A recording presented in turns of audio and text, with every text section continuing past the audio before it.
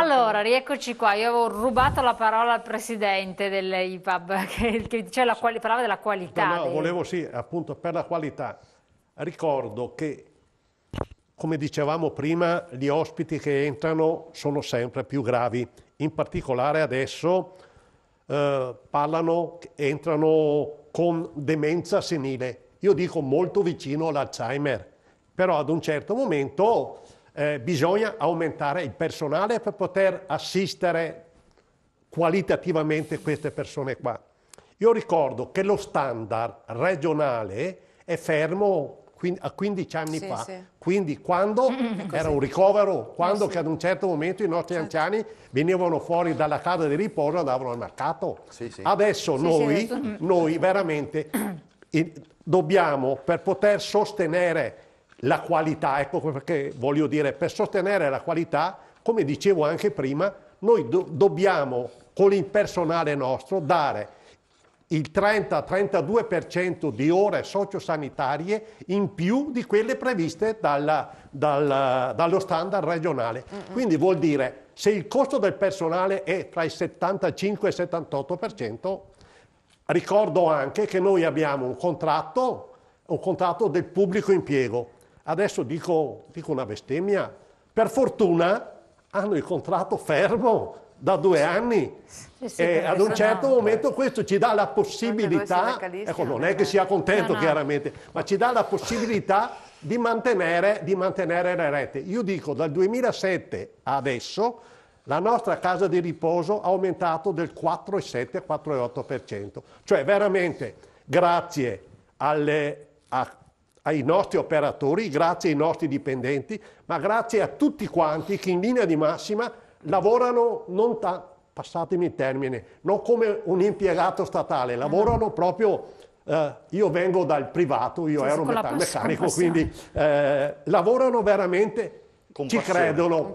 Noi abbiamo forse il 2-3% che timbrano il cartellino perché devono timbrare il cartellino, ma gli altri lo fanno perché ci credono. E fare questo lavoro qua, sicuramente chi lo conosce, è un lavoro impegnatissimo e molto molto difficile. Ed è uno degli stipendi... Gli stipendi sono stipendi, io dico, facendo i 3 turni, 6x6, un operatore d'assistenza con 5-6 anni di anzianità va sui 1.250-1.300. Non è che siano grossi stipendi.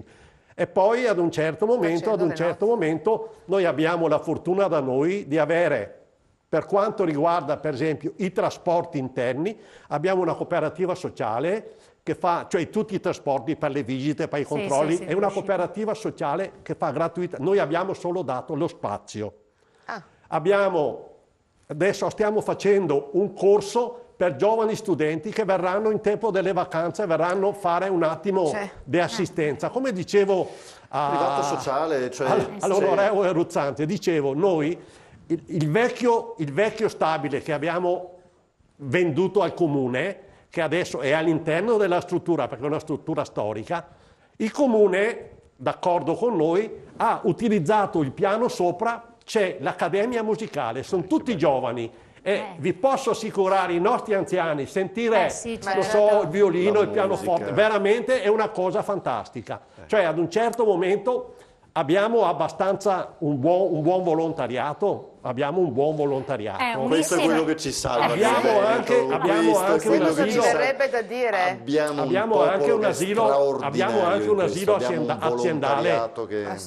Un asilo aziendale che ad un certo momento, vi posso assicurare, i nonni, che sono miei coscritti oltretutto, i nonni, è tutta un'altra cosa, insomma, vedere questi bambini che corrono di qua e di là. Questo è il modello. Scusa, questo però sottolinea un'altra cosa, questa cosa qui.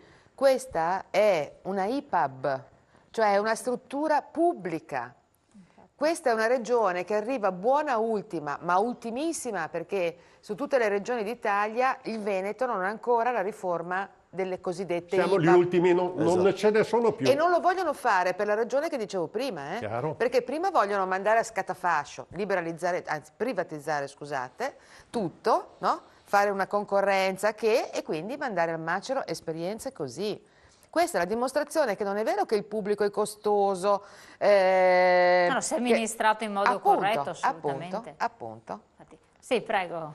Scusa, vorrei fare due proposte, una alle case di riposo e un'altra invece alla Regione Veneto, che non costano niente. Allora, la prima riguarda la trasparenza. Io, per prepararmi un po' per l'incontro di questa sera, ho navigato un po' su internet e sono andato in cerca nel Veneto per guardare le rette delle case di riposo. E quello che ho scoperto è che solo 4 USL, 3 USL e mezza, mettiamola così, hanno nel proprio sito, per tutte le case di riposo di quel territorio, le rette per i non autosufficienti e le rette per gli autosufficienti.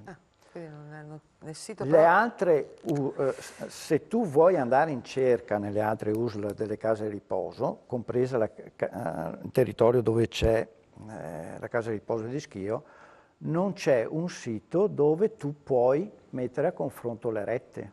Allora alla Regione io dico, siccome le strutture sono accreditate, siano esse pubbliche che private, per evitare brutti scherzi alle famiglie, perché le famiglie quando hanno il bisogno tentano, girano, no? Gli fanno magari firmare il contratto e dopo scoprono, come diceva prima il Presidente, che dentro alla retta non ci sono determinati servizi che invece un'altra casa di riposo ti garantisce.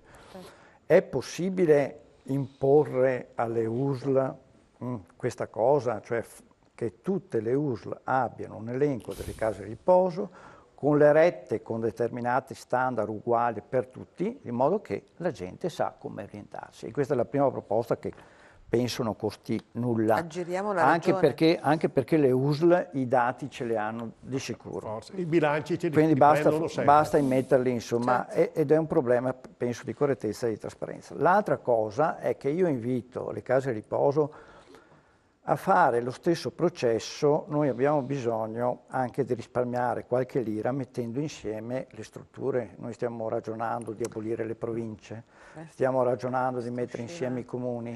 La mia provincia ha 121 comuni, ha comuni con 100 abitanti. Quali servizi dà quel comune là ai propri cittadini?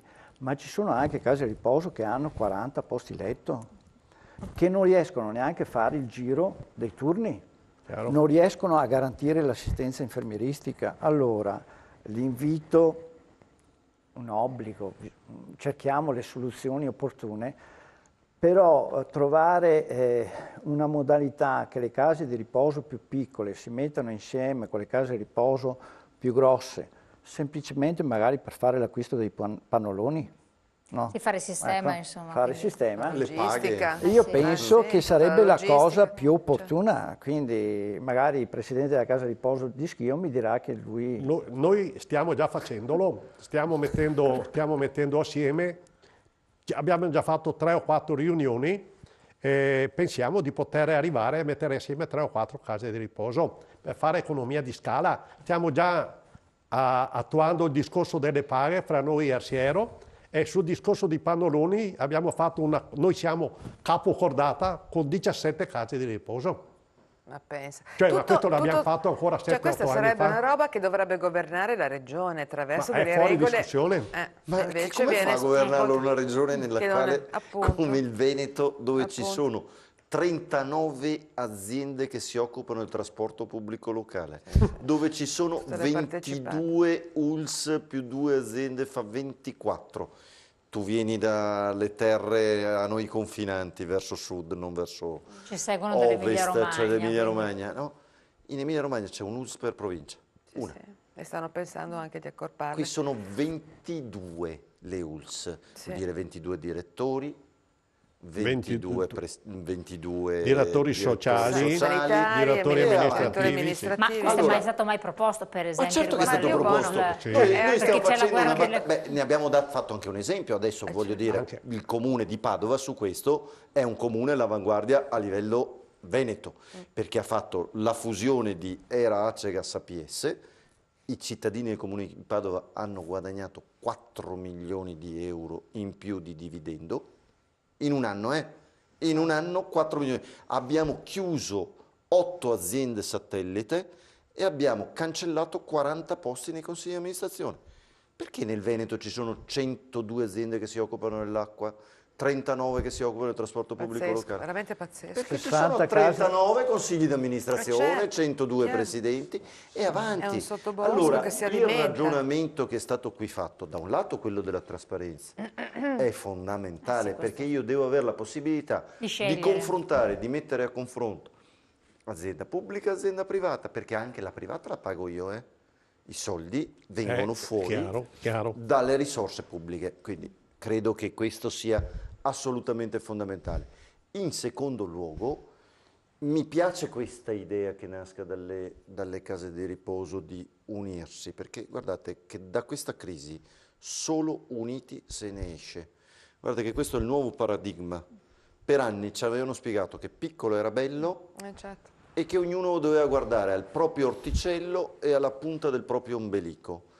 O iniziamo a capire su tutta una serie di temi, dalla questione della lotta all'evasione fiscale, dalla questione delle aziende che devono unire i processi produttivi per essere più competitive, dal pubblico che si deve unire, dai comuni che si devono fondere, ne capiamo, ne comprendiamo che attraverso un processo di semplificazione dei processi burocratici, delle spese che aumentano se vengono fatte da 2, 3, 4, 5 centri di spesa anziché da uno unico, è questa semplificazione burocratica, amministrativa, può generare risorse che vanno verso il servizio al cittadino che ne ha bisogno, anziché, queste sì sono le spese della politica che dobbiamo assolutamente tagliare, anziché andare verso una gestione di posti di potere, di posti di consigli di amministrazione e di centri di spesa che rappresentano piccole clientele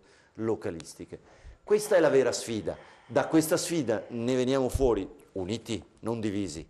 Lo dico anche per chi pensa ancora che la soluzione sia quella di un referendum per l'indipendenza del Veneto. Guardate, in queste ore si sta, nei prossimi mesi, si giocherà la partita del referendum in Scozia. L'Unione Europea gli ha detto: cara Scozia, se fai il referendum sei fuori dall'Unione Europea, non potrai neanche usare la sterlina, l'Inghilterra gliel'ha detto. No, lo dico perché anche queste cose vanno comprese dentro questo meccanismo qui, dentro questo quadro qui. Però lei ha toccato alcuni aspetti fondamentali. Abbiamo anche dei contributi al proposito, però magari dopo ci portano necessariamente fuori tema, quindi l'approfondiremo sempre con il sindacato, il discorso dei costi della macchina pubblica, però ci toccano interessi particolaristici.